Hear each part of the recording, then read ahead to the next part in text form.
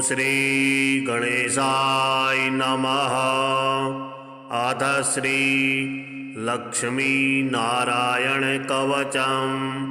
श्री भैरव उवाच अधुना देवी वक्ष्यामि लक्ष्मी नारायणस्य ते कवचं मन्त्रगर्भं च वज्रपञ्जरकाख्यया। श्रीवज्रपञ्जरं नाम कवचं परमाद्भुतं रहस्यं सर्वदेवानां साधकानां विशेषतः यं धृत्वा भगवान् देवः प्रसीदति परः पुमान्। यस्य धारणमात्रेण ब्रह्मा लोकपितामहः ईश्वरोऽहं शिवो भीमो वासवोऽपि दिवस्पतिः। सूर्यस्तेजो निधिर्देवी चन्द्रमास्तारकेश्वरः वायुश्च बलवान् लोके वरुणो यादसां पतिः। कुबेरोऽपि धनाध्यक्षो धर्मराजो यमः स्मृतः यं धृत्वा सहसा विष्णुः संहरिष्यति दानवान्। जघान रावणादिश्च किं वक्ष्येऽहमतः परं कवचस्यास्य सुभगे कथितोऽयं मुनिः शिवः। त्रिष्टुप्छन्दो देवता च लक्ष्मीनारायणो मतः रमा बीजां पराशक्तिस्तारां कीलकमीश्वरी भोगापवर्गसिद्ध्यर्थं विनियोग इति स्मृतः। ॐ अस्य श्री लक्ष्मीनारायणकवचस्य शिवऋषिः त्रिष्टुप्छन्दः। श्रीलक्ष्मीनारायणदेवता श्रीं बीजां ह्रीं शक्तिः ॐ कीलकां भोगापवर्गसिद्ध्यर्थे पाठे विनियोगः। अथ ध्यानं पूर्णेन्दुवदनं पीता वसनं कमलासनं लक्ष्म्याश्रितं चतुर्बाहुं लक्ष्मीनारायणं भजे। अथ कवचम् ॐ वासुदेवोऽवतो मे मस्तकं सशिरोरुहं ह्रीं ललाटं सदा पातु लक्ष्मी विष्णुः समन्ततः। रसौ नेत्रे वताल्लक्ष्मी गोविन्दो जगदां पतिः। ह्रीं नासां सर्वदा पातु लक्ष्मी दामोदरः प्रभुः। श्रीं मुखं सततं पातु देवो लक्ष्मी त्रिविक्रमः। लक्ष्मीकण्ठं सदा पातु देवो लक्ष्मी जनार्दनः। नारायणाय बाहुमे पातु लक्ष्मी गदाग्रजः। नमः पार्श्वौ सदा पातु लक्ष्मी नन्दैकनन्दनः। अं आं इं इं पातु वक्षो ॐ लक्ष्मी त्रिपुरेश्वरः। ॐ ॐ ह्रीं ह्रीं पातु कुक्षिं ह्रीं लक्ष्मी गरुडध्वजः। ह्रीं लीं ऐं ऐं पातु पृष्ठं हसौः लक्ष्मी नृसिंहकः। ॐ ॐ अं अः पातु नाभिं ह्रीं लक्ष्मी विष्टरस्रवः। कं खं गं घं गुदं पातु श्रीं लक्ष्मी कैटभान्तकः। चं छं जं झं पातु शिश्नं लक्ष्मी लक्ष्मीश्वरः प्रभुः। टं ठं डं ढं कटिं पातु नारायणाय नायकः। तं थं दं धं पातु चोरु नमो लक्ष्मी जगत्पतिः। पं फं बं भं पातु जानु ॐ ह्रीं लक्ष्मी चतुर्भुजः। यं रां लं वं पातु जङ्घे हसौः लक्ष्मी गदाधरः। सं सं सं हं पातु गुल्फौ ह्रीं श्रीं लक्ष्मी रथाङ्गभृत्। लं सः पादौ सदा पातु मूलं लक्ष्मी सहस्रपात्।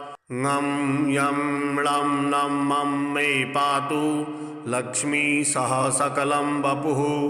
इन्द्रो मां पूर्वतः पातु वह्निर्वह्नौषधावतु यमो मां दक्षिणे पातु नैऋत्यां निरतिश्य मां वरुणो पश्चिमे व्यान्मां वायव्यैवतु मां मरुत् उत्तरे धनदः पायात् ईशान्यामीश्वरोऽवतु वज्रशक्तिदण्डखड्ग पाशयष्टिध्वजाङ्किताः शशूला सर्वदा पान्तु दिगीषाः परमार्थदा अनन्तः पातद्धो नित्य मूर्धो ब्रह्मावताश्च मां दश दिक्षु सदा पातु लक्ष्मीनारायणः प्रभुः प्रभाते पातु मां विष्णुर्मध्याह्ने वासुदेवकः दामोदरोऽवतात् सायं निषादो नरसिंहकः संकर्षणो अर्धरात्रे व्यात् प्रभाते व्यात् त्रिविक्रमः अनिरुद्धः सर्वकालं भिक्षक्षेणस्य सर्वतः रणे राजकुले द्यूते विवादे शत्रुसङ्कटे ॐ ह्रीं ह्रसौः ह्रीं श्रीं मूलं लक्ष्मीनारायणोऽवतु ॐ ॐ ॐ रणराजचौरिरिपुतः पायास्य मां केशवः ह्रीं ह्रीं ह्रीं हः हसौ हस हसौः वह्निर्वतान् माधवः ह्रीं ह्रीं ह्रीं जलपर्वताग्निभयतः पायादनन्तो विभुः श्रीं श्रीं श्रीं सससाललं प्रतिदिनं लक्ष्मीधवः पातु माम् इतीदं कवचं दिव्यं वज्रपञ्जरकाविधं लक्ष्मीनारायणश्रेष्ठं चतुर्वर्गफलप्रदं सर्वसौभाग्यनिलयं सर्वसारस्वतप्रदं लक्ष्मीशवननं तत्त्वं परमार्थरसायनं मन्त्रगर्भं जगत्सारं रहस्यं त्रिदिवौकशां दशवारं पठेद्रात्रौ रतान्ते वैष्णवोत्तमः स्वप्ने वरप्रदं पश्ये लक्ष्मीनारायणं सुधीः त्रिसन्ध्यां यः पठे नित्यं कवचं मन्मुखोद्दितं स याति परमं धाम वैष्णवं वैष्णवीश्वरः महाचीनपदस्थोऽपि यः पठेदात्मचिन्तकः आनन्दपूरितस्तूर्णं लभेत् मोक्षं ससाधकः गन्धाष्टकेन विलिख्येद्रौ भुजौ जपन्मनुं पीतसूत्रेण संवेष्ट्य सवर्णेनाथ वेष्टयेत् धारयेत् गुटिकां मूर्धनि लक्ष्मीनारायणं स्मरन् रणे रिपुन् विजित्याशु कल्याणी गृहमाविशेत् वन्ध्या वा काकवन्ध्या वा मृदवत्सा च याङ्गना सा वन्धीयान् कण्ठदेशे लभेत् पुत्राश्चिरायुषः गुरुपदे शतो धृत्वा गुरुं धात्वा मनुं जपन् वर्णलक्षपुरश्चर्या फलमवाप्नोति साधकः बहुनोक्तेन किं देवी कवचस्यास्य पार्वती विनानेन न सिद्धिः शान्मन्त्रस्यास्य महेश्वरी सर्वागमरहस्याढ्यं तत्त्वात् तत्त्वं परात् परम् अभक्ताय न दातव्यं कुचलाय दुरात्मने दीक्षिताय कुलीनाय स्वशिष्याय महात्मने महाचीनपदस्थाय दातव्यं कवचोत्तमं गुह्यं गोप्यं महादेवी लक्ष्मीनारायणप्रियं वज्रपञ्जरकं वर्म गोपनीयं स्वयोनिवत् श्रीलक्ष्मीनारायणाय प्रणमस्तु।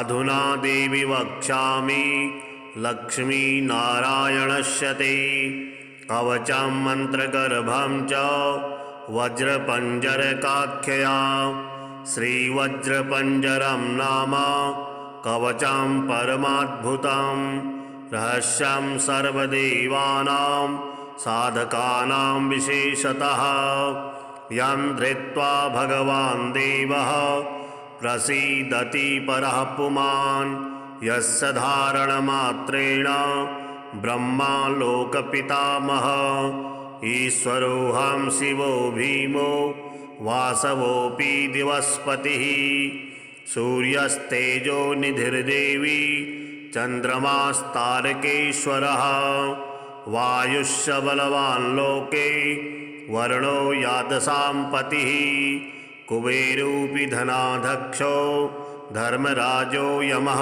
स्मृतः यं धृत्वा सहसा विष्णुः संहरिष्यति दानवान् जघान रावणादिश्च किं वक्ष्येऽहमतः परं कवचस्यास्य सुभगे कथितोऽयं मुनिः शिवः त्रिष्टुप्छन्दो देवता च लक्ष्मीनारायणो मतः रमा बीजां पराशक्तिस्तारां कीलकमीश्वरी भोगापवर्गसिद्ध्यर्थं विनियोग इति स्मृतः। ॐ अस्य श्री लक्ष्मीनारायणकवचस्य शिवऋषिः त्रिष्टुप्छन्दः श्रीलक्ष्मीनारायणदेवता श्रीं बीजां ह्रीं शक्तिः ॐ कीलकां भोगापवर्गसिद्ध्यर्थे पाठे विनियोगः। अथ ध्यानं पूर्णेन्दुवदनं पीता वसनं कमलासनं लक्ष्म्याश्रितं चतुर्बाहुं लक्ष्मीनारायणं भजे। अथ कवचम् ॐ वासुदेवोऽवतो मे मस्तकं सशिरोरुहं ह्रीं ललाटं सदा पातु लक्ष्मी विष्णुः समन्ततः रसौ नेत्रेवताल्लक्ष्मी गोविन्दो जगदां पतिः ह्रीं नासां सर्वदा पातु लक्ष्मी दामोदरः प्रभुः श्रीं मुखां सततं पातु देवो लक्ष्मी त्रिविक्रमः लक्ष्मीकण्ठं सदा पातु देवो लक्ष्मी जनार्दनः नारायणाय बाहुमे पातु लक्ष्मी गदाग्रजः नमः पार्श्वौ सदा पातु लक्ष्मी नन्दैकनन्दनः अं आं इं इं पातु वक्षो ॐ लक्ष्मी त्रिपुरेश्वरः ॐ ॐ ह्रीं ह्रीं पातु कुक्षिं ह्रीं लक्ष्मी गरुडध्वजः ह्रीं लीं ऐं ऐं पातु पृष्ठां हसौः लक्ष्मी नृसिंहकः ॐ ॐ अं अः पातु नाभिं ह्रीं लक्ष्मी विष्टरस्रवः कं खं गं घं गुदं पातु श्रीं लक्ष्मी कैटभान्तकः चं छं जं झं पातु शिश्नं लक्ष्मी लक्ष्मीश्वरः प्रभुः टं ठं डं ढं कटिं पातु नारायणाय नायकः तं थं दं धं पातु चोरु नमो लक्ष्मी जगत्पतिः पं फं बं भं पातु जानु ॐ ह्रीं लक्ष्मी चतुर्भुजः यं रां लं वं पातु जङ्घे हसौः लक्ष्मी गदाधरः सं सं सं हं पातु गुल्फौ ह्रीं श्रीं लक्ष्मी रथाङ्गभृत् लं सः पादौ सदा पातु मूलं लक्ष्मी सहस्रपात् ङं यं लं नं मं मे पातु लक्ष्मी सह सकलं वपुः इन्द्रो मां पूर्वतः पातु वह्निर्वह्नौ सदावतु यमो मां दक्षिणे पातु नैऋत्यां निरतिश्य मां वरुणः पश्चिमे व्यान्मां वायव्यैवतु मां मरुत् उत्तरे धनदः पायात् ईशान्यामीश्वरोऽवतु वज्रशक्तिदण्डखड्ग पाशयष्टिध्वजाङ्किताः शशूला सर्वदा पान्तु दिगीषाः परमार्थदा अनन्तः पातद्धो नित्य मूर्धो ब्रह्मावताश्च मां दश दिक्षु सदा पातु लक्ष्मीनारायणः प्रभुः। प्रभाते पातु मां विष्णुर्मध्याह्ने वासुदेवकः दामोदरोऽवतात् सायं निषादो नरसिंहकः संकर्षणो अर्धरात्रे व्यात् प्रभाते व्यात् त्रिविक्रमः अनिरुद्धः सर्वकालं भिक्षक्षेणस्य सर्वतः रणे राजकुले द्यूते विवादे शत्रुसंकटे ॐ ह्रीं ह्रसौः ह्रीं श्रीं मूलं लक्ष्मीनारायणोऽवतु। ॐ ॐ ॐ रणराजचौरिरिपुतः पायास्य मां केशवः ह्रीं ह्रीं ह्रीं हसौ हस हसौः वह्निर्वतान् माधवः ह्रीं ह्रीं ह्रीं जलपर्वताग्निभयतः पायादनन्तो विभुः श्रीं श्रीं श्रीं सससाललं प्रतिदिनं लक्ष्मीधवः पातु माम्।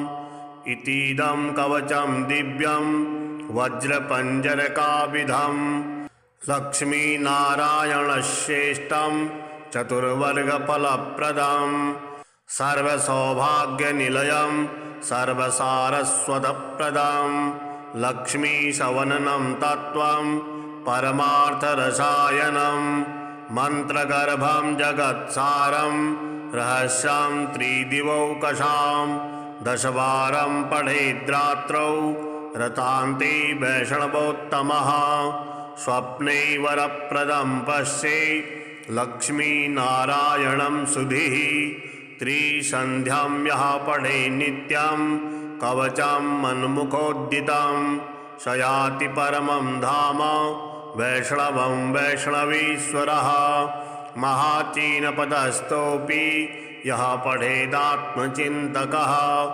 आनन्दपूरितस्तूर्णं लभेत् मोक्षं ससाधकः गन्धाष्टकेन विलिख्येद्रौ भुजौ जपन्मनुं पीतसूत्रेण संवेष्ट्य सवर्णेनाथ वेष्टयेत् धारयेत् गुटिकां मूर्धनि लक्ष्मीनारायणं स्मरन् रणे रिपुन् विजित्याशु कल्याणी गृहमाविशेत् वन्ध्या वा काकवन्ध्या वा मृदवत्सा च याङ्गना सा वन्धीयान् कण्ठदेशे लभेत् पुत्राश्चिरायुषः गुरुपदे शतो धृत्वा गुरुं धात्वा मनुं जपन् वर्णलक्षपुरश्चर्या फलमवाप्नोति साधकः बहुनोक्तेन किं देवी कवचस्यास्य पार्वती विनानेन न सिद्धिः शान्मन्त्रस्यास्य महेश्वरी सर्वागमरहस्याढ्यं तत्त्वात् तत्त्वं परात् परम् अभक्ताय न दातव्यं कुचलाय दुरात्मने दीक्षिताय कुलीनाय स्वशिष्याय महात्मने महाचीनपदस्थाय दातव्यं कवचोत्तमं गुह्यं गोप्यं महादेवी लक्ष्मीनारायणप्रियं वज्रपञ्जरकं वर्म गोपनीयं स्वयोनिवत् श्रीलक्ष्मीनारायणाय प्रणमस्तु। अधुना देवी वक्ष्यामि लक्ष्मीनारायणस्य ते कवचं मन्त्रगर्भं च वज्रपञ्जरकाख्यया श्रीवज्रपञ्जरं नाम कवचं परमाद्भुतं रहस्यं सर्वदेवानां साधकानां विशेषतः यं धृत्वा भगवान् देवः प्रसीदति परः पुमान् यस्य धारणमात्रेण ब्रह्मा लोकपितामहः ईश्वरोऽहं शिवो भीमो वासवोऽपि दिवस्पतिः सूर्यस्तेजो निधिर्देवी चन्द्रमास्तारकेश्वरः वायुश्च बलवान् लोके वर्णो यादसां पतिः कुबेरोऽपि धनाध्यक्षो धर्मराजो यमः स्मृतः यं धृत्वा सहसा विष्णुः संहरिष्यति दानवान् जघान रावणादिश्च किं वक्ष्येऽहमतः परं कवचस्यास्य सुभगे कथितोऽयं मुनिः शिवः त्रिष्टुप्छन्दो देवता च लक्ष्मीनारायणो मतः रमा बीजां पराशक्तिस्तारां कीलकमीश्वरी भोगापवर्गसिद्ध्यर्थं विनियोग इति स्मृतः। ॐ अस्य श्री लक्ष्मीनारायणकवचस्य शिवऋषिः त्रिष्टुप्छन्दः श्रीलक्ष्मीनारायणदेवता श्रीं बीजां ह्रीं शक्तिः ॐ कीलकां भोगापवर्गसिद्ध्यर्थे पाठे विनियोगः। अथ ध्यानं पूर्णेन्दुवदनं पीता वसनं कमलासनं लक्ष्म्याश्रितं चतुर्बाहुं लक्ष्मीनारायणं भजे। अथ कवचम् ॐ वासुदेवोऽवतो मे मस्तकं सशिरोरुहं ह्रीं ललाटं सदा पातु लक्ष्मी विष्णुः समन्ततः रसौ नेत्रेवताल्लक्ष्मी गोविन्दो जगदां पतिः ह्रीं नासां सर्वदा पातु लक्ष्मी दामोदरः प्रभुः श्रीं मुखां सततं पातु देवो लक्ष्मी त्रिविक्रमः लक्ष्मीकण्ठं सदा पातु देवो लक्ष्मी जनार्दनः नारायणाय बाहुमे पातु लक्ष्मी गदाग्रजः नमः पार्श्वौ सदा पातु लक्ष्मी नन्दैकनन्दनः अं आं इं इं पातु वक्षो ॐ लक्ष्मी त्रिपुरेश्वरः ॐ ॐ ह्रीं ह्रीं पातु कुक्षिं ह्रीं लक्ष्मी गरुडध्वजः ह्रीं लीं ऐं ऐं पातु पृष्ठां हसौः लक्ष्मी नृसिंहकः ॐ ॐ अं अः पातु नाभिं ह्रीं लक्ष्मी विष्टरस्रवः कं खं गं घं गुदं पातु श्रीं लक्ष्मी कैटभान्तकः चं छं जं झं पातु शिश्नं लक्ष्मी लक्ष्मीश्वरः प्रभुः टं ठं डं ढं कटिं पातु नारायणाय नायकः तं थं दं धं पातु चोरु नमो लक्ष्मी जगत्पतिः पं फं बं भं पातु जानु ॐ ह्रीं लक्ष्मी चतुर्भुजः यं रं लं वं पातु जङ्घे हसौः लक्ष्मी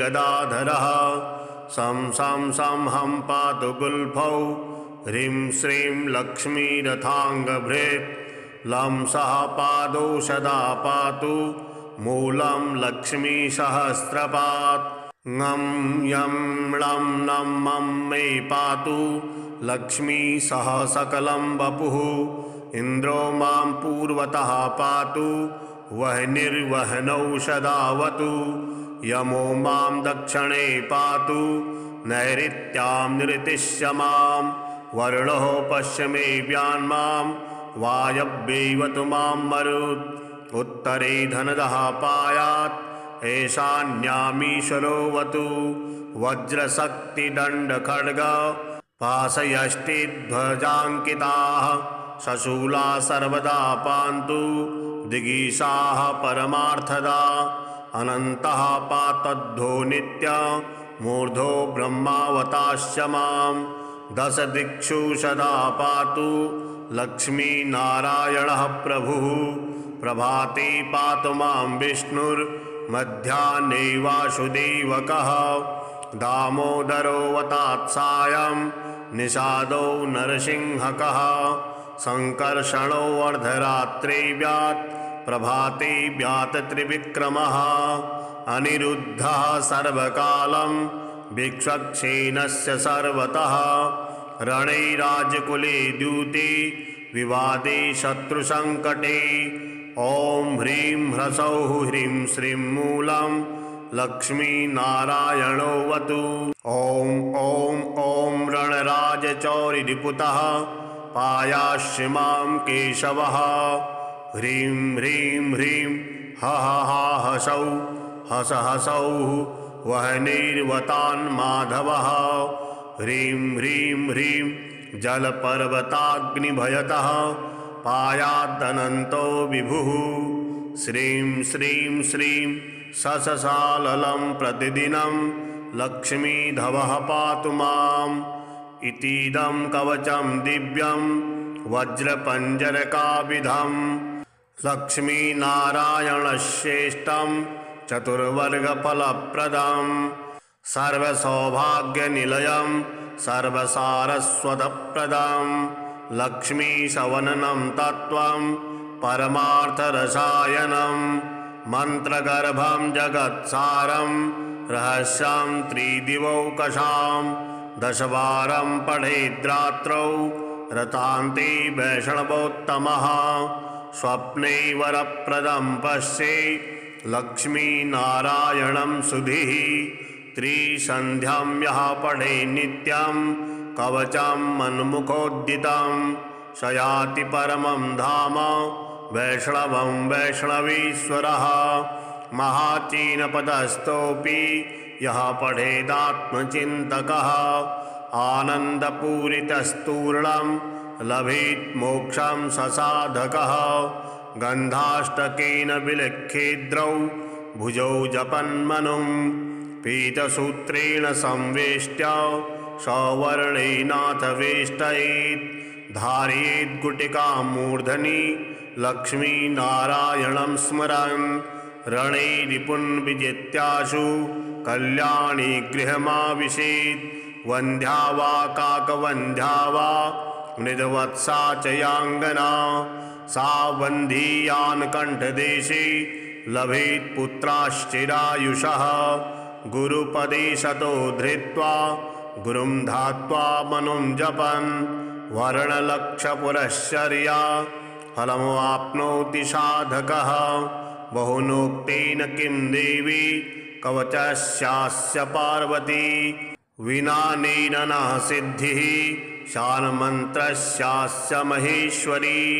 सर्वागमरहस्याढ्यं तत्त्वात् तत्त्वं परात् परम् अभक्ताय न दातव्यं कुचलाय दुरात्मने दीक्षिताय कुलीनाय स्वशिष्याय महात्मने महाचीनपदस्थाय दातव्यं कवचोत्तमं गुह्यं गोप्यं महादेवी लक्ष्मीनारायणप्रियं वज्रपञ्जरकं वर्म गोपनीयं स्वयोनिवत्।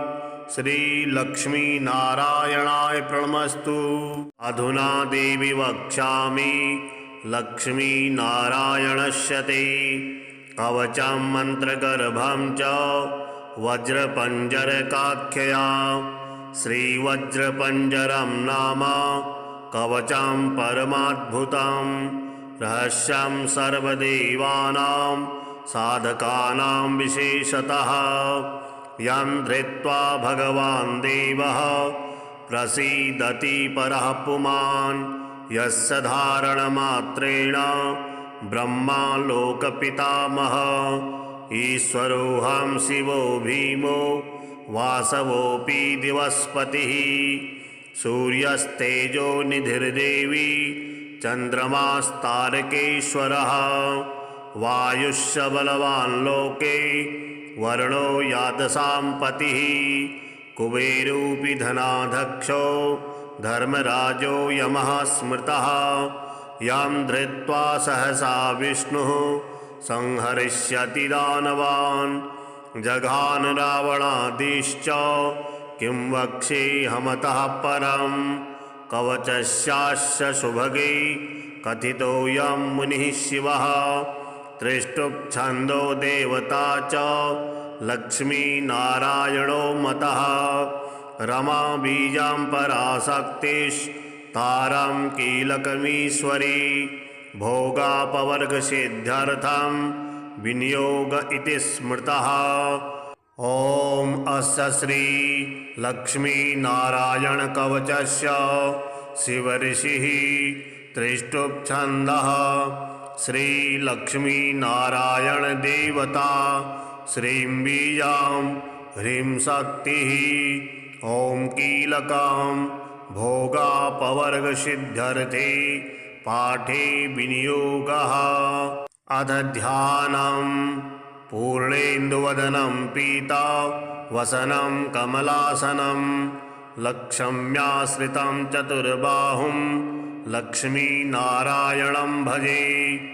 अथ कवचम् ॐ वासुदेवोऽवतो मे मस्तकं सशिरोरुहं ह्रीं ललाटं सदा पातु लक्ष्मी विष्णुः समन्ततः रसौ नेत्रेवताल्लक्ष्मी गोविन्दो जगदाम्पतिः ह्रीं नासां सर्वदा पातु लक्ष्मी दामोदरः प्रभुः श्रीं मुखं सततं पातु देवो लक्ष्मी त्रिविक्रमः लक्ष्मी कंठं सदा पातु देवो लक्ष्मी जनार्दनः नारायणाय बाहुमे पातु लक्ष्मी गदाग्रजः नमः पार्श्वौ सदा पातु लक्ष्मी नन्दैकनन्दनः अं आं इं इं पातु वक्षो ॐ लक्ष्मी त्रिपुरेश्वरः ॐ ॐ ह्रीं ह्रीं पातु कुक्षिं ह्रीं लक्ष्मी गरुडध्वजः ह्रीं लीं ऐं ऐं पातु पृष्ठां हसौः लक्ष्मी नृसिंहकः ॐ ॐ अं अः पातु नाभिं ह्रीं लक्ष्मी विष्टरस्रवः कं खं गं घं गुदं पातु श्रीं लक्ष्मी कैटभान्तकः चं छं जं झं पातु शिश्नं लक्ष्मी लक्ष्मीश्वरः प्रभुः टं ठं डं ढं कटिं पातु नारायणाय नायकः तं थं दं धं पातु चोरु नमो लक्ष्मी जगत्पतिः पं फं बं भं पातु जानु ॐ ह्रीं लक्ष्मी चतुर्भुजः यं रं लं वं पातु जङ्घे हसौः लक्ष्मी गदाधरः सं सं सं हं पातु गुल्फौ ह्रीं श्रीं लक्ष्मी रथाङ्गभृत् लं सः पादौ सदा पातु मूलं लक्ष्मी सहस्रपात् ङं यं लं नं मं मे पातु लक्ष्मी सह सकलं वपुः इन्द्रो मां पूर्वतः पातु वह्निर्वह्नौ सदावतु यमो मां दक्षिणे पातु नैऋत्यां निरतिश्य मां वरुणः पश्चिमे व्यान्मां वायव्यैवतु मां मरुत् उत्तरे धनदः पायात् ईशान्यामीश्वरोऽवतु वज्रशक्तिदण्डखड्ग पाशयष्टिध्वजाङ्किताः शशूला सर्वदा पान्तु दिगीषाः परमार्थदा अनन्तः पातद्धो नित्य मूर्धो ब्रह्मावताश्च मां दश दिक्षु सदा पातु लक्ष्मीनारायणः प्रभुः प्रभाते पातु मां विष्णुर्मध्याह्ने वासुदेवकः दामोदरोऽवतात्सायं निषादो नरसिंहकः संकर्षणो अर्धरात्रे व्यात् प्रभाते व्यात् त्रिविक्रमः अनिरुद्धः सर्वकालं भिक्षक्षेणस्य सर्वतः रणे राजकुले द्यूते विवादे शत्रुसङ्कटे ॐ ह्रीं ह्रसौः ह्रीं श्रीं मूलं लक्ष्मीनारायणोऽवतु ॐ ॐ ॐ रणराजचौरिरिपुतः पायास्य मां केशवः ह्रीं ह्रीं ह्रीं हः हसौ हस हसौः वह्निर्वतान्माधवः ह्रीं ह्रीं ह्रीं जलपर्वताग्निभयतः पायादनन्तो विभुः श्रीं श्रीं श्रीं सससाललं प्रतिदिनं लक्ष्मीधवः पातु माम्। इतीदं कवचं दिव्यं वज्रपञ्जरकाविधम् लक्ष्मीनारायणश्रेष्ठं चतुर्वर्गफलप्रदं सर्वसौभाग्यनिलयं सर्वसारस्वतप्रदं लक्ष्मीशवननं तत्त्वं परमार्थरसायनं मन्त्रगर्भं जगत्सारं रहस्यं त्रिदिवौकशां दशवारं पठेद्रात्रौ रतान्ते वैष्णवोत्तमः स्वप्ने वरप्रदं पश्ये लक्ष्मीनारायणं सुधीः त्रिसन्ध्यां यः पठे नित्यं कवचं मन्मुखोद्दितं स याति परमं धाम वैष्णवं वैष्णवीश्वरः महाचीनपदस्थोऽपि यः पठेदात्मचिन्तकः आनन्दपूरितस्तूर्णं लभेत् मोक्षं ससाधकः गन्धाष्टकेन विलिख्येद्रौ भुजौ जपन्मनुं पीतसूत्रेण संवेष्ट्य सवर्णेनाथ वेष्टयेत् धारयेत् गुटिकां मूर्धनि लक्ष्मीनारायणं स्मरन् रणे रिपुन् विजित्याशु कल्याणी गृहमाविशेत् वन्ध्या वा काकवन्ध्या वा मृदवत्सा च याङ्गना सा वन्धीयान् कण्ठदेशे लभेत् पुत्राश्चिरायुषः गुरुपदे शतो धृत्वा गुरुं धात्वा मनुं जपन् वर्णलक्षपुरश्चर्या फलमवाप्नोति साधकः बहुनोक्तेन किं देवी कवचस्यास्य पार्वती विनानेन न सिद्धिः शान्मन्त्रस्यास्य महेश्वरी सर्वागमरहस्याढ्यं तत्त्वात् तत्त्वं परात् परम् अभक्ताय न दातव्यं कुचलाय दुरात्मने दीक्षिताय कुलीनाय स्वशिष्याय महात्मने महाचीनपदस्थाय दातव्यं कवचोत्तमं गुह्यं गोप्यं महादेवी लक्ष्मीनारायणप्रियं वज्रपञ्जरकं वर्म गोपनीयं स्वयोनिवत् श्रीलक्ष्मीनारायणाय प्रणमस्तु। अधुना देवी वक्ष्यामि लक्ष्मीनारायणस्य ते कवचं मन्त्रगर्भं च वज्रपञ्जरकाख्यया श्रीवज्रपञ्जरं नाम कवचं परमाद्भुतं रहस्यं सर्वदेवानां साधकानां विशेषतः यं धृत्वा भगवान् देवः प्रसीदति परः पुमान् यस्य धारणमात्रेण ब्रह्मा लोकपितामहः ईश्वरोऽहं शिवो भीमो वासवोऽपि दिवस्पतिः सूर्यस्तेजो निधिर्देवी चन्द्रमास्तारकेश्वरः वायुश्च बलवान् लोके वर्णो यादसां पतिः कुबेरोऽपि धनाध्यक्षो धर्मराजो यमः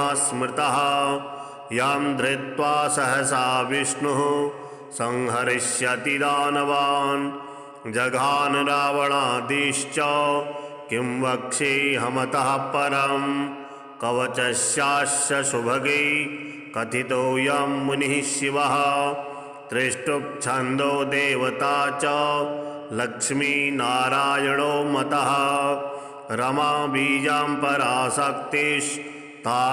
कीलकमीश्वरी भोगापवर्गसिद्ध्यर्थं विनियोग इति स्मृतः।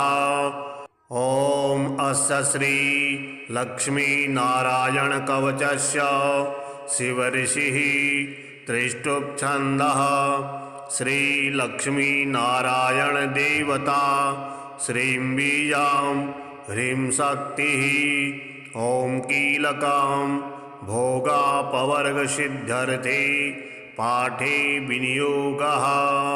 अध ध्यानं पूर्णेन्दुवदनं पीता वसनं कमलासनं लक्ष्म्याश्रितं चतुर्बाहुं लक्ष्मीनारायणं भजे। अध कवचम्। ॐ वासुदेवोऽवतो मे मस्तकं सशिरोरुहं। ह्रीं ललाटं सदा पातु लक्ष्मी विष्णुः समन्ततः। रसौ नेत्रे वताल्लक्ष्मी गोविन्दो जगदाम्पतिः। ह्रीं नासां सर्वदा पातु लक्ष्मी दामोदरः प्रभुः। श्रीं मुखं सततं पातु देवो लक्ष्मी त्रिविक्रमः। लक्ष्मीकण्ठं सदा पातु देवो लक्ष्मी जनार्दनः। नारायणाय बाहुमे पातु लक्ष्मी गदाग्रजः। नमः पार्श्वौ सदा पातु लक्ष्मी नन्दैकनन्दनः। अं आं इं इं पातु वक्षो ॐ लक्ष्मी त्रिपुरेश्वरः। ॐ ॐ ह्रीं ह्रीं पातु कुक्षिं ह्रीं लक्ष्मी गरुडध्वजः। ह्रीं ह्लीं ऐं ऐं पातु पृष्ठां हसौः लक्ष्मी नृसिंहकः। ॐ ॐ अं अः पातु नाभिं ह्रीं लक्ष्मी विष्टरस्रवः। कं खं गं घं गुदं पातु श्रीं लक्ष्मी कैटभान्तकः। चं छं जं झं पातु शिश्नं लक्ष्मी लक्ष्मीश्वरः प्रभुः। टं ठं डं ढं कटिं पातु नारायणाय नायकः। तं थं दं धं पातु चोरु नमो लक्ष्मी जगत्पतिः। पं फं बं भं पातु जानु ॐ ह्रीं लक्ष्मी चतुर्भुजः। यं रं लं वं पातु जङ्घे हसौः लक्ष्मी गदाधरः। सं सं सं हं पातु गुल्फौ ह्रीं श्रीं लक्ष्मी रथाङ्गभृत्। लं सः पादौ सदा पातु मूलं लक्ष्मी सहस्रपात्। ङं यं लं नं मं मे पातु लक्ष्मी सह सकलं वपुः। इन्द्रो मां पूर्वतः पातु वह्निर्वह्नौ सदावतु। यमो मां दक्षिणे पातु नैऋत्यां निरतिश्य मां। वरुणः पश्चिमे व्यान्मां वायव्यैवतु मां मरुत्। उत्तरे धनदः पायात् ईशान्यामीश्वरोऽवतु। वज्रशक्तिदण्डखड्ग पाशयष्टिध्वजाङ्किताः शशूला सर्वदा पान्तु दिगीषाः परमार्थदा। अनन्तः पातद्धो नित्य मूर्धो ब्रह्मावताश्च मां। दश दिक्षु सदा पातु लक्ष्मीनारायणः प्रभुः। प्रभाते पातु मां विष्णुर्मध्याह्ने वासुदेवकः। दामोदरो वतात्सायं निषादो नरसिंहकः। संकर्षणो अर्धरात्रे व्यात् प्रभाते व्यात् त्रिविक्रमः। अनिरुद्धः सर्वकालं भिक्षक्षेणस्य सर्वतः। रणे राजकुले द्यूते विवादे शत्रुसङ्कटे। ॐ ह्रीं ह्रसौः ह्रीं श्रीं मूलं लक्ष्मीनारायणोऽवतु। ॐ ॐ ॐ रणराजचौरिरिपुतः पायास्य मां केशवः। ह्रीं ह्रीं ह्रीं हः हसौ हस हसौः वह्निर्वतान्माधवः। ह्रीं ह्रीं ह्रीं जलपर्वताग्निभयतः पायादनन्तो विभुः। श्रीं श्रीं श्रीं सससाललं प्रतिदिनं लक्ष्मीधवः पातु माम्। इतीदं कवचं दिव्यं वज्रपञ्जरकाविधं लक्ष्मीनारायणश्रेष्ठं चतुर्वर्गफलप्रदं। सर्वसौभाग्यनिलयं सर्वसारस्वतप्रदं। लक्ष्मीसवननं तत्त्वं परमार्थरसायनं। मन्त्रगर्भं जगत्सारं रहस्यं त्रिदिवौकशां। 10 वारं पठेद्रात्रौ रतान्ते वैष्णवोत्तमः स्वप्ने वरप्रदं पश्ये लक्ष्मीनारायणं सुधीः त्रिसन्ध्यां यः पठे नित्यं कवचं मन्मुखोद्दितं स याति परमं धाम वैष्णवं वैष्णवीश्वरः महाचीनपदस्थोऽपि यः पठेदात्मचिन्तकः आनन्दपूरितस्तूर्णं लभेत् मोक्षं ससाधकः गन्धाष्टकेन विलिख्येद्रौ भुजौ जपन्मनुं पीतसूत्रेण संवेष्ट्य सवर्णेनाथ वेष्टयेत् धारयेत् गुटिकां मूर्धनि लक्ष्मीनारायणं स्मरन् रणे रिपुन् विजित्याशु कल्याणी गृहमाविशेत्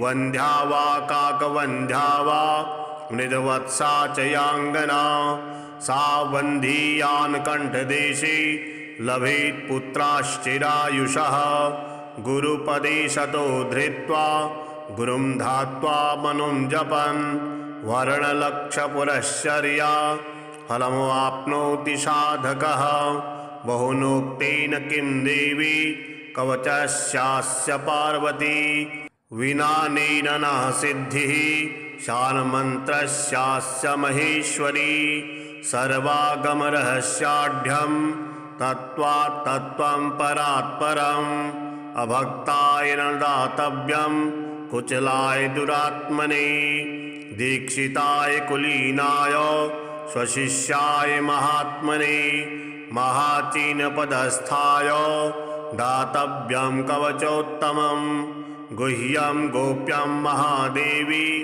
लक्ष्मीनारायणप्रियं वज्रपञ्जरकं वर्म गोपनीयं स्वयोनिवत् श्रीलक्ष्मीनारायणाय प्रणमस्तु।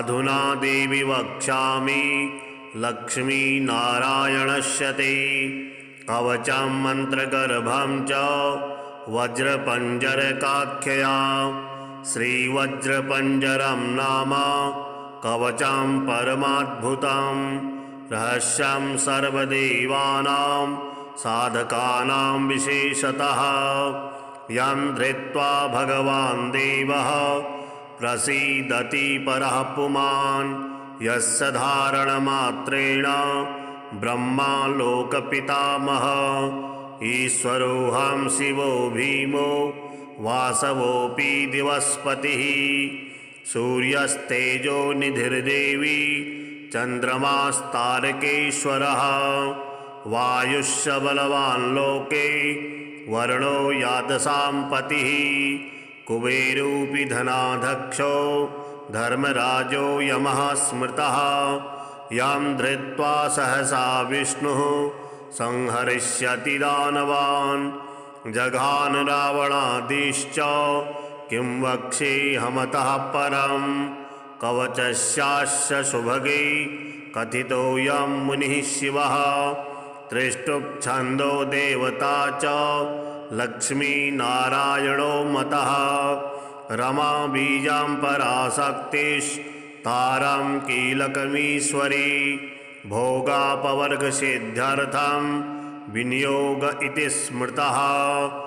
ॐ अस्य श्री लक्ष्मीनारायणकवचस्य शिवऋषिः त्रिष्टुप्छन्दः श्रीलक्ष्मीनारायणदेवता श्रीं बीजां ह्रीं शक्तिः ॐ कीलकं भोगापवर्गसिद्ध्यर्थे पाठे विनियोगः। अथ ध्यानं पूर्णेन्दुवदनं पीता वसनं कमलासनं लक्ष्म्याश्रितं चतुर्बाहुं लक्ष्मीनारायणं भजे। अथ कवचम् ॐ वासुदेवोऽवतो मे मस्तकं सशिरोरुहं ह्रीं ललाटं सदा पातु लक्ष्मी विष्णुः समन्ततः रसौ नेत्रेवताल्लक्ष्मी गोविन्दो जगदां पतिः ह्रीं नासां सर्वदा पातु लक्ष्मी दामोदरः प्रभुः। श्रीं मुखां सततं पातु देवो लक्ष्मी त्रिविक्रमः। लक्ष्मीकण्ठं सदा पातु देवो लक्ष्मी जनार्दनः। नारायणाय बाहुमे पातु लक्ष्मी गदाग्रजः। नमः पार्श्वौ सदा पातु लक्ष्मी नन्दैकनन्दनः। अं आं इं इं पातु वक्षो ॐ लक्ष्मी त्रिपुरेश्वरः। ॐ ॐ ह्रीं ह्रीं पातु कुक्षिं ह्रीं लक्ष्मी गरुडध्वजः। ह्रीं ह्लीं ऐं ऐं पातु पृष्ठां हसौः लक्ष्मी नृसिंहकः। ॐ ॐ अं अः पातु नाभिं ह्रीं लक्ष्मी विष्टरस्रवः। कं खं गं घं गुदं पातु श्रीं लक्ष्मी कैटभान्तकः। चं छं जं झं पातु शिश्नं लक्ष्मी लक्ष्मीश्वरः प्रभुः। टं ठं डं ढं कटिं पातु नारायणाय नायकः। तं थं दं धं पातु चोरु नमो लक्ष्मी जगत्पतिः। पं फं बं भं पातु जानु ॐ ह्रीं लक्ष्मी चतुर्भुजः। यं रां लं वं पातु जङ्घे हसौः लक्ष्मी गदाधरः। सं सं सं हं पातु गुल्फौ ह्रीं श्रीं लक्ष्मी रथाङ्गभृत्। लं सः पादौ सदा पातु मूलं लक्ष्मी सहस्रपात्। ङं यं लं नं मं मे पातु लक्ष्मी सह सकलं वपुः। इन्द्रो मां पूर्वतः पातु वह्निर्वह्नौषधावतु। यमो मां दक्षिणे पातु नैऋत्यां निरतिश्य मां। वरुणः पश्चिमे व्यान्मां वायव्यैवतु मां मरुत्। उत्तरे धनदः पायात् ईशान्यामीश्वरोऽवतु। वज्रशक्तिदण्डखड्ग पाशयष्टिध्वजाङ्किताः शशूला सर्वदा पान्तु दिगीषाः परमार्थदा। अनन्तः पातद्धो नित्य मूर्धो ब्रह्मावताश्च मां। दश दिक्षु सदा पातु लक्ष्मीनारायणः प्रभुः। प्रभाते पातु मां विष्णुर्मध्याह्ने वासुदेवकः। दामोदरो वतात्सायं निषादो नरसिंहकः। संकर्षणो अर्धरात्रे व्यात् प्रभाते व्यात् त्रिविक्रमः। अनिरुद्धः सर्वकालं भिक्षक्षेणस्य सर्वतः। रणे राजकुले द्यूते विवादे शत्रुसङ्कटे। ॐ ह्रीं ह्रसौः ह्रीं श्रीं मूलं लक्ष्मीनारायणोऽवतु। ॐ ॐ ॐ रणराजचौरिरिपुतः पायास्य मां केशवः। ह्रीं ह्रीं ह्रीं हः हसौ हस हसौः वह्निर्वतान्माधवः। ह्रीं ह्रीं ह्रीं जलपर्वताग्निभयतः पायादनन्तो विभुः। श्रीं श्रीं श्रीं सससाललं प्रतिदिनं लक्ष्मीधवः पातु माम्। इतीदं कवचं दिव्यं वज्रपञ्जरकाविधं लक्ष्मीनारायणश्रेष्ठं चतुर्वर्गफलप्रदं। सर्वसौभाग्यनिलयं सर्वसारस्वतप्रदं। लक्ष्मीशवननं तत्त्वं परमार्थरसायनं। मन्त्रगर्भं जगत्सारं रहस्यं त्रिदिवौकशां। दशवारं पठेद्रात्रौ रतान्ते वैष्णवोत्तमः। स्वप्ने वरप्रदं पश्ये लक्ष्मीनारायणं सुधीः। त्रिसन्ध्यां यः पठे नित्यं कवचं मन्मुखोद्दितं। स याति परमं धाम वैष्णवं वैष्णवीश्वरः। महाचीनपदस्थोऽपि यः पठेदात्मचिन्तकः। आनन्दपूरितस्तूर्णं लभेत् मोक्षं ससाधकः गन्धाष्टकेन विलिख्येद्रौ भुजौ जपन्मनुं पीतसूत्रेण संवेष्ट्य सवर्णेनाथ वेष्टयेत् धारयेत् गुटिकां मूर्धनि लक्ष्मीनारायणं स्मरन् रणे रिपुन् विजित्याशु कल्याणी गृहमाविशेत् वन्ध्या वा काकवन्ध्या वा मृदवत्सा च याङ्गना सा वन्धीयान् कण्ठदेशे लभेत् पुत्राश्चिरायुषः गुरुपदे शतो धृत्वा गुरुं धात्वा मनुं जपन् वर्णलक्षपुरश्चर्या फलमवाप्नोति साधकः बहुनोक्तेन किं देवी कवचस्यास्य पार्वती विनानेन न